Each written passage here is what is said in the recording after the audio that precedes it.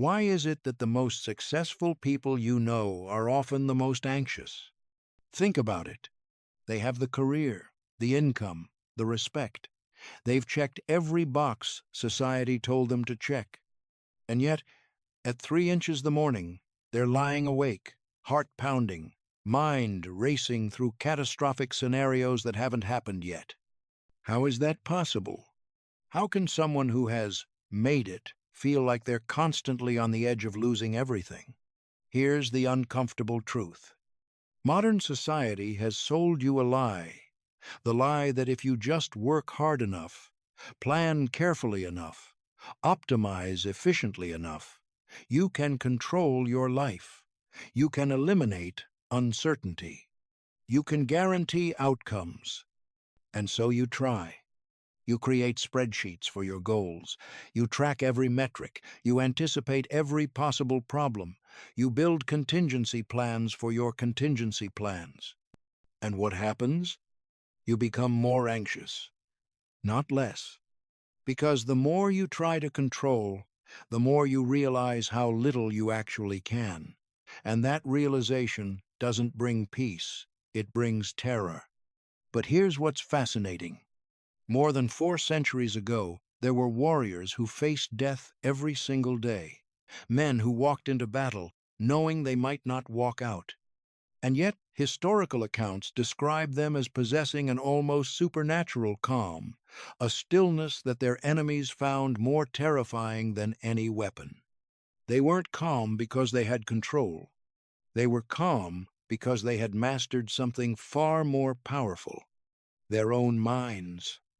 These warriors developed mental disciplines that transformed ordinary men into individuals who could not be shaken by any external circumstance, not by fear of death, not by loss, not by uncertainty. And these disciplines weren't mystical secrets. They were practical, applicable techniques that anyone could learn. Today, I'm going to share with you the story of a man named Hunter, 34 years old. Senior marketing director at a Fortune 500 company. By every external measure, a success. But internally, he was falling apart. Until he discovered 3 ancient Japanese principles that completely rewired how he related to stress, uncertainty, and fear. This isn't motivational fluff. This isn't just think positive. This is a practical system for building genuine mental resilience, the kind that doesn't collapse when life hits hard. And by the end of this video, you'll have the exact tools to start building it yourself. Before we begin, if you're serious about mastering your mind and building an unshakable inner foundation, subscribe to this channel and turn on notifications. Leave a like because it helps more people discover this content.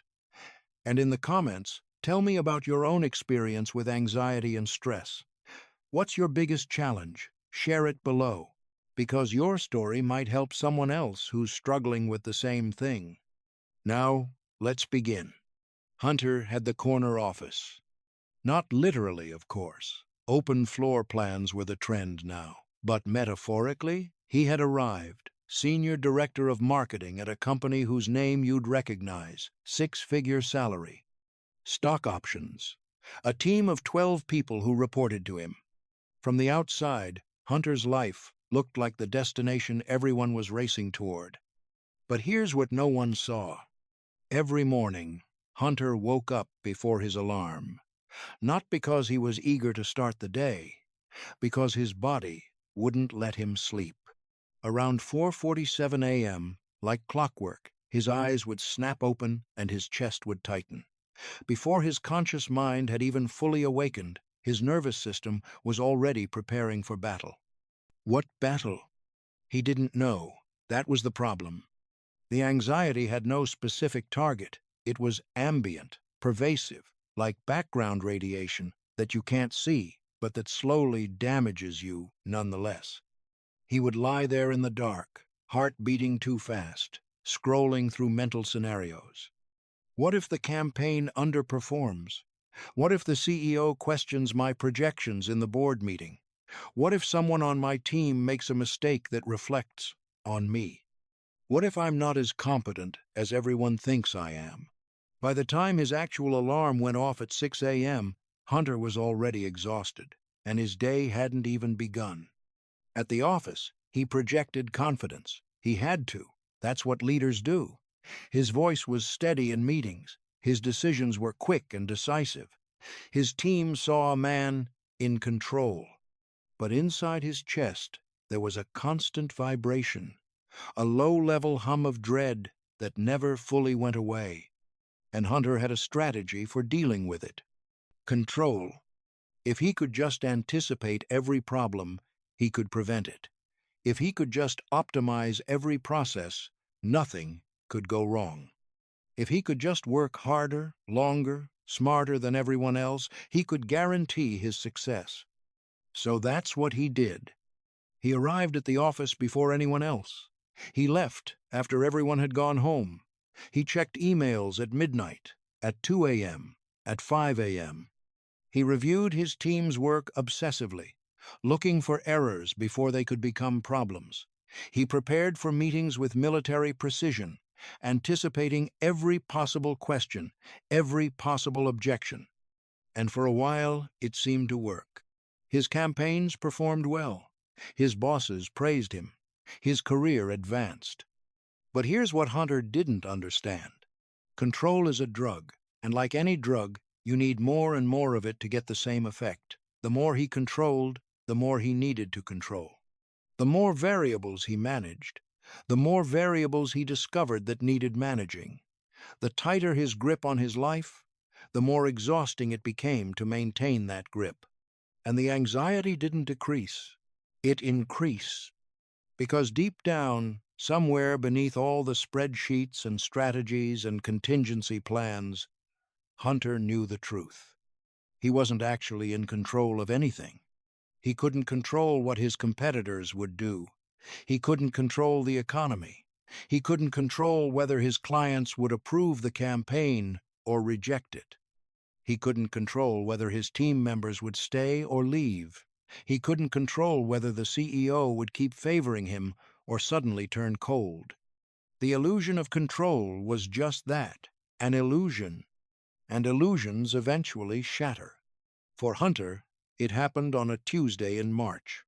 He was presenting the quarterly results to the executive team. He had prepared for this meeting for weeks. Every slide was perfect. Every data point was verified. Every potential question had a prepared answer. He stood at the front of the conference room, clicker in hand, and began his presentation. Everything was going smoothly. Until slide 17. The CFO, a man named Reynolds who had never particularly liked Hunter, interrupted him mid-sentence. "These projections seem optimistic given current market conditions. Can you walk us through your assumptions?" It was a reasonable question. Hunter had prepared for it. He opened his mouth to deliver his rehearsed response. And nothing came out. His mind went completely blank. Not a temporary pause, not a moment of hesitation. A total system failure. He stood there, mouth slightly open, staring at Reynolds, and his brain simply refused to produce words. And then something worse happened. His heart started pounding. Not the normal pre-presentation nervousness. Something different, violent, like someone was punching him in the chest from the inside. His vision narrowed. The edges of the room became blurry. He couldn't breathe. He was taking breaths, but it felt like no oxygen was getting in. His hands began to shake. The clicker nearly slipped from his fingers. And the only thought in his head, repeating like an alarm, was, "Everyone can see you failing. Everyone can see that you're a fraud." What happened next took only about 15 seconds in real time, but for Hunter, it felt like an hour. Someone, his colleague Sarah, stepped in and smoothly took over the presentation, making some comment about Hunter looking like he was coming down with something. Hunter managed to nod, mumble something about not feeling well, and walked out of the conference room on legs that felt like they belonged to someone else. He made it to the bathroom. He locked himself in a stall, and he had his first full panic attack. Afterward, sitting on the cold tile floor, sweat soaking through his shirt, Hunter realized something that terrified him more than the attack itself. His system didn't work. All that control, all that preparation, all that optimization, when the pressure exceeded a certain threshold, it all collapsed. Like a dam that looks perfectly solid until the water rises just 1 inch too high. And he understood, with brutal clarity, that he couldn't keep living like this. Something had to change, but he had no idea what. 2 weeks later, Hunter found himself in an unexpected place. His company had mandated that all senior leaders attend a weekend workshop on stress management. Hunter had initially resisted. He didn't need a workshop. He needed fewer meetings and more competent team members. But attendance wasn't optional.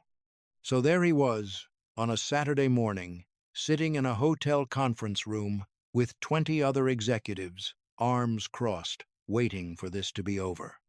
The facilitator was a man named Dr. Takahashi, Japanese-American, early 60s, with a shaved head, and the kind of stillness that made the room feel quieter just by his presence. Hunter expected the usual corporate wellness content: breathe deeply, take breaks, practice work-life balance. What he got was something entirely different. Dr. Takahashi began with a question. How many of you spend time worrying about things you cannot control? Every hand in the room went up. Now, how many of you know, intellectually, that worrying about things you cannot control is a waste of energy? The same hands stayed up. Dr. Takahashi smiled slightly. So you know it's wasteful, and yet you do it anyway. Why? Silence.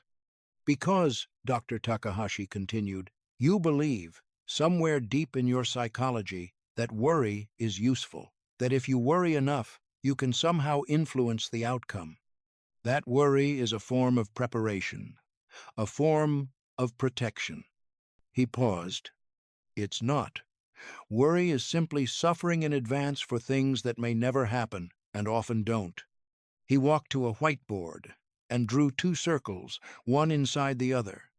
This inner circle represents everything you can actually control: your actions, your responses, your choices, your effort, your attitude. That's it. That's everything in your circle of control. He tapped the outer circle. This represents everything you worry about: the economy, your competitors, what your boss thinks, what your colleagues say about you behind your back, whether your industry will exist in 10 years, whether you'll get promoted, whether you'll get fired. He looked at the room. Most of you spend 90% of your mental energy in the outer circle, on things you cannot influence, on things that may never happen, on outcomes that are determined by forces completely beyond your reach. Hunter felt something shift in his chest. And here's the paradox, Doctor, Takahashi continued. The more energy you spend on the outer circle, the less energy you have for the inner circle. The more you worry about things you can't control, the worse you become at controlling the things you can. He set down the marker. Ancient Japanese warriors understood this. They faced death constantly. They could be killed at any moment, by an enemy, by their own lord's orders, by disease, by accident. They had no control over whether they lived or died. And yet, they were famous for their calm, their composure, their ability to think clearly under the most extreme pressure. How? Because they stopped fighting reality. They accepted what they could not control, and they poured all of their energy, every drop of it, into what they could. After the workshop, Hunter approached Dr. Takahashi. That was different from what I expected. Dr. Takahashi smiled. You look like someone who expected breathing exercises and got philosophy instead. Something like that. Let me guess. You're someone who has tried very hard to control your life, and it's not working. End quote. Hunter was silent for a moment. Is it that obvious? only to someone who spent 20 years doing the same thing. Dr. Takahashi handed Hunter a card. If you want to go deeper, call me. There are 3 principles I teach that changed everything for me. They're not easy, but they work. Hunter took the card. What are they? Fudoshin, Shikata Ganai, Gaman. What do those mean? Call me, and I'll show you. Hunter waited 3 days before calling. Part of him thought the whole thing was nonsense. Ancient philosophy? He had a business degree from a top university. He had 15 years of corporate experience. He needed strategies, not sayings. But another part of him remembered standing in that conference room, unable to speak, heart trying to escape his chest. That part dialed the number.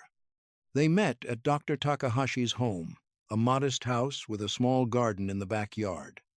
Hunter had expected an office. Instead, he found himself sitting on a wooden bench beside a koi pond, watching fish drift through the water with a patience that felt almost impossible. "Let me tell you a story," Dr. Takahashi began. "In 1612, the greatest swordsman in Japan, Miyamoto Musashi, faced a man named Sasaki Kojiro in a duel on a small island. Kojiro was terrifying. His sword was unusually long, which gave him reach advantage. His technique was called the swallow cut, because it was said to be as swift and precise as a swallow catching insects in flight. He had never been defeated. Musashi arrived late to the duel, hours late, and when he finally arrived, he came in a small boat, rowing himself, carrying a sword he had carved from a wooden oar during the journey. Kojiro was furious. He had been waiting under the hot sun, his anger building with every passing minute. When he saw Musashi's boat approaching, he drew his sword and threw away his scabbard in a gesture of contempt. Signaling that he would not need it because he would not be sheathing his sword, he intended to kill Musashi quickly. Musashi, still in the boat, called out to him, "You've already lost." "Why?" Kojiro demanded. "Because a man who throws away his scabbard has decided he doesn't need to put his sword away, which means he's already decided the outcome. But you can't decide the outcome of a battle. You can only decide how you fight it. You've lost your mind to anger, and a mind lost to anger is a mind defeated." Kojiro attacked in a rage, and Musashi killed him with a single strike. Dr. Takahashi turned to Hunter. The difference between them wasn't skill. Kojiro was arguably more technically proficient. The difference was the state of their minds. Kojiro was reactive. His emotions controlled him. Musashi was in a state the Japanese call fudoshin, the immovable mind. Fudoshin doesn't mean you don't feel emotions. Musashi certainly felt fear. He felt the stakes. He felt the pressure. But he didn't let those feelings move him. He observed them. He acknowledged them. And then he acted from clarity, not from reaction. Hunter leaned forward. "How do you develop that?" "Practice. Daily, consistent practice. Let me teach you something you can use immediately." Dr. Takahashi explained a technique he called the 10-second method. When you feel a strong emotion, anger, fear, anxiety, anything that threatens to overwhelm you, you stop completely. You don't act, you don't speak. You don't even think about what to do next. Instead, for 10 seconds, you become a scientist observing your own body. You ask yourself, where do I feel this emotion physically? Is it in my chest, my stomach, my throat? Is it hot or cold? Is it sharp or diffuse? Is it moving or still? You don't judge the sensation. You don't try to make it go away. You simply observe it with curiosity. What this does is create a space, a gap between the stimulus, whatever triggered the emotion, and your response. In that gap, you regain choice. You're no longer a puppet being jerked around by your nervous system. You're a conscious being deciding how to act. Most people react instantly. Stimulus, response, no gap. That's how you end up saying things you regret, making decisions you regret, behaving in ways you regret. Fudoshin is the practice of creating that gap, and in that gap you find freedom. Hunter tried it that week. In a meeting where a colleague criticized his proposal, he felt the familiar surge of defensiveness rising in his chest, hot, tight, demanding immediate expression. He stopped. He breathed. He asked himself, "Where is this in my body?" Chest, upper chest, a burning sensation. He observed it, just watched it, like it was happening to someone else. And something remarkable occurred. The intensity began to fade, not completely, but enough. Enough that when he opened his mouth, what came out wasn't defensive. It was curious. "That's an interesting perspective. Tell me more about your concerns." The meeting continued productively, and Hunter realized, for the first time in years, that he had a choice in how he responded to the world. Not control over the world, choice in his response to it. That was different. That was something. The following week, Hunter returned to Dr. Takahashi's garden. "Fudoshin is the first principle, Doctor," Takahashi said. "It teaches you to maintain inner stillness when events try to shake you. But there's a second principle that goes even deeper, shikata ganai. A. What does that mean?" It's often translated as, "it cannot be helped," or "there's nothing to be done about it." But that translation misses the depth of the concept. Shikata ganai isn't resignation. It isn't giving up. It's radical acceptance of reality as it actually is, not as you wish it were. Most suffering comes from the gap between reality and our expectations. We expect the world to be fair, and it isn't. We expect people to behave reasonably, and they don't. We expect our efforts to be rewarded, and sometimes they're not. When reality fails to match our expectations, we suffer, not because of what happened, but because of our resistance to what happened. Shikata ganai is the practice of closing that gap, of looking at what is, accepting that it is, and then asking, "Given this reality, what is the best action I can take?" Hunter frowned. "But doesn't that lead to passivity? If you just accept everything, don't you stop trying to change things?" Dr. Takahashi shook his head. "There's a crucial distinction. Acceptance is not the same as approval. You can accept that something is true without approving of it. You can accept that the economy is struggling while still working to build your business. You can accept that someone treated you unfairly while still setting boundaries for the future. In fact, acceptance is what makes effective action possible. As long as you're fighting reality, as long as you're wasting energy on "this shouldn't have happened" and "this isn't fair," you don't have energy left for "what do I do now?" He told Hunter about Japan after World War II. In 1945, Japan was devastated. 2 nuclear bombs, millions dead, cities reduced to rubble, an entire way of life destroyed. The Japanese could have spent decades in bitterness, in resentment, in fighting against the reality of what had happened. Instead, they practiced shikata ganai on a national scale. They accepted what could not be changed, and they poured every ounce of energy into what could be changed, rebuilding, innovating, creating. Within a few decades, Japan had become one of the most prosperous nations on Earth. That's not passivity. That's radical acceptance in service of radical action. Hunter thought about all the energy he spent resisting reality. Angry that a client rejected his proposal. Resentful that a competitor had more resources. Frustrated that the market conditions weren't what he wanted them to be.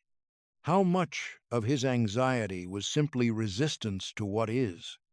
"How do I practice this?" he asked. Dr. Takahashi smiled. "Every time you catch yourself thinking this shouldn't be happening, replace it with this is happening. What can I do?" Every time you feel angry about something you cannot change, ask yourself, what am I resisting? And what would acceptance look like? It's simple, but not easy. The mind wants to fight. It takes practice to teach it to flow. 3 months passed. Hunter practiced Fudoshin daily. He practiced Shikata Ganai when events didn't go his way. And slowly, something began to shift. The ambient anxiety that had been his constant companion for years began to quiet. Not disappear, but quiet, like a radio turned from blaring to a soft background hum. He slept better, he worried less.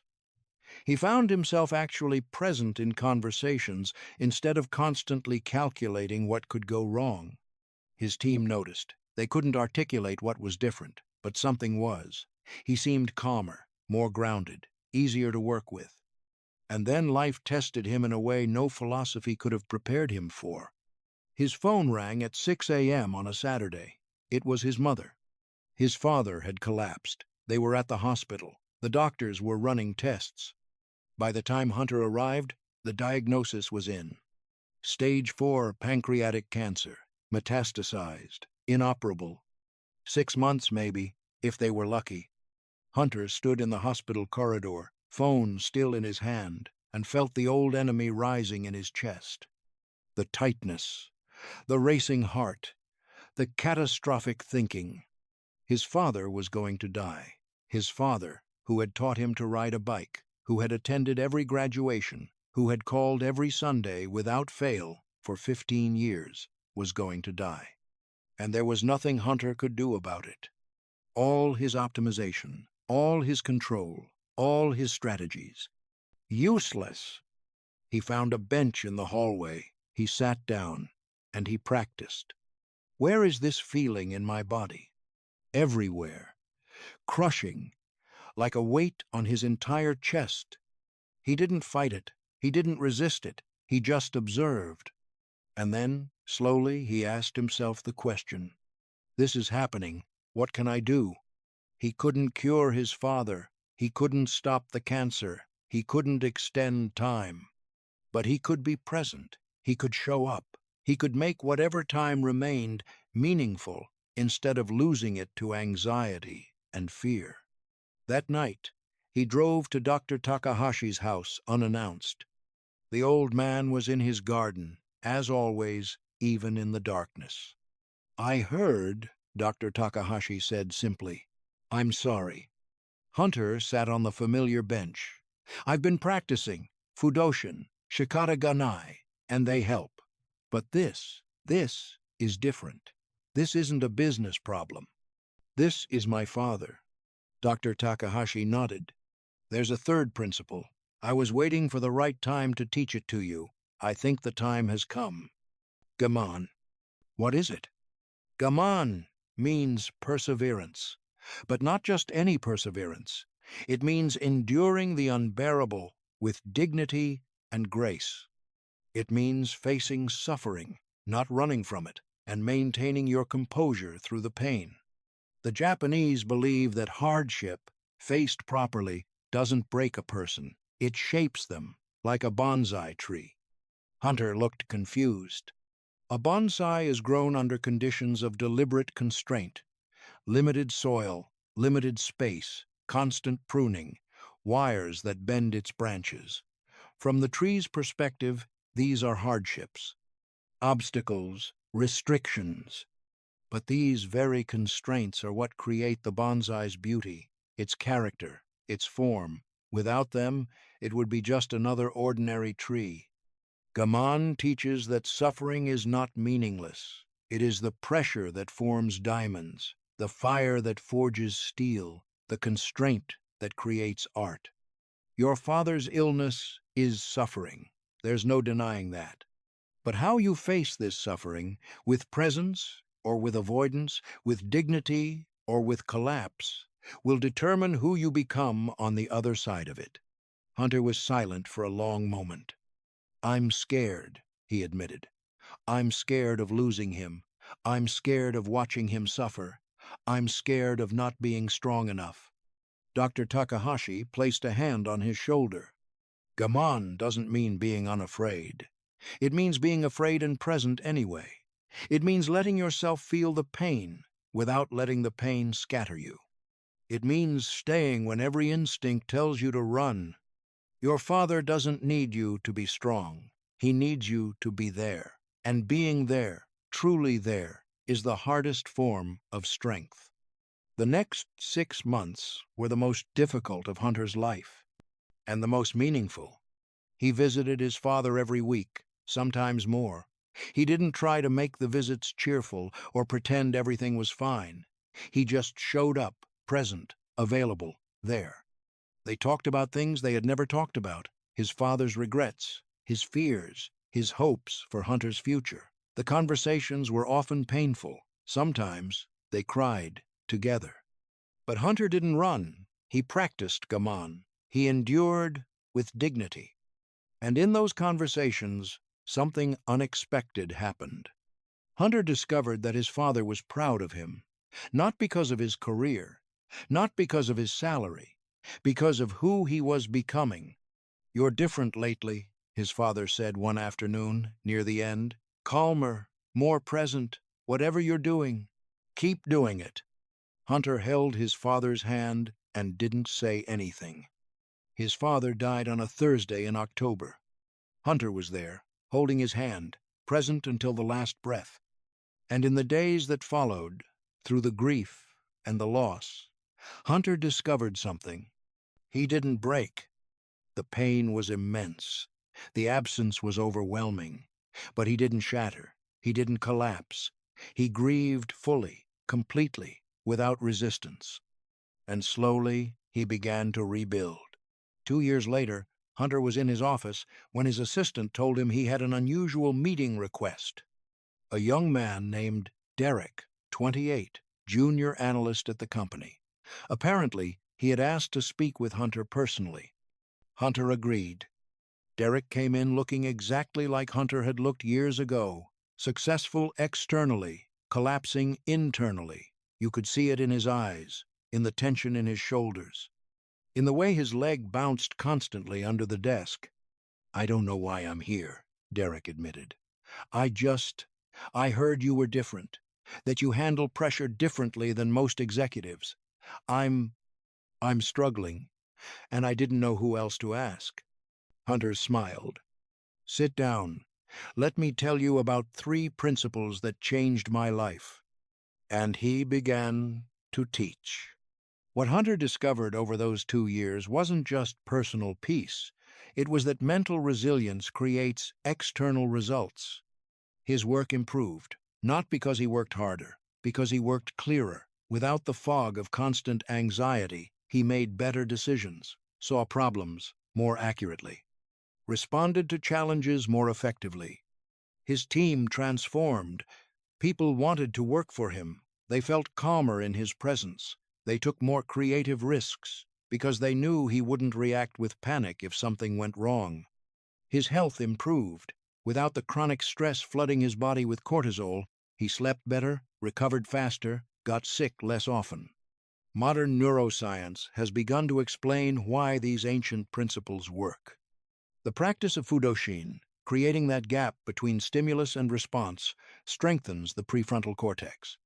The part of your brain responsible for rational thinking, long-term planning, emotional regulation. It literally builds the neural pathways of calm. The practice of Shikata Ganai, accepting what cannot be changed, reduces activity in the amygdala, the brain's fear center, the alarm system that triggers anxiety. When you stop fighting reality, your brain stops perceiving constant threat. The practice of Gaman, enduring difficulty with dignity, builds what researchers call stress inoculation. Like a vaccine that exposes you to small amounts of a pathogen, deliberately facing hardship builds your capacity to handle future hardship. The ancient warriors didn't have brain scans. They didn't need them. They discovered these truths through centuries of practice and observation. And those truths are now available to you. Let me be clear about something. Hunter wasn't special. He had no unusual advantages, no genetic gift for calm, no privileged background that made any of this easier. He was an ordinary person with an ordinary amount of anxiety, living an ordinary modern life. What changed wasn't his circumstances, it was his relationship to his circumstances. And that relationship is something you can change too. Here's what I want you to remember. Fudoshin, the immovable mind. When emotions surge, don't react. Observe. Create a gap between stimulus and response. In that gap, you find freedom. Shikata ganai, radical acceptance. Stop fighting reality. Stop wasting energy on, this shouldn't have happened. Accept what is, and focus only on what you can do. Gaman, dignified perseverance. When life hurts, and it will, don't run. Stay present. Endure with grace. Let hardship shape you into something stronger. These aren't just ideas to think about. They're practices to live, and they only work if you actually practice them.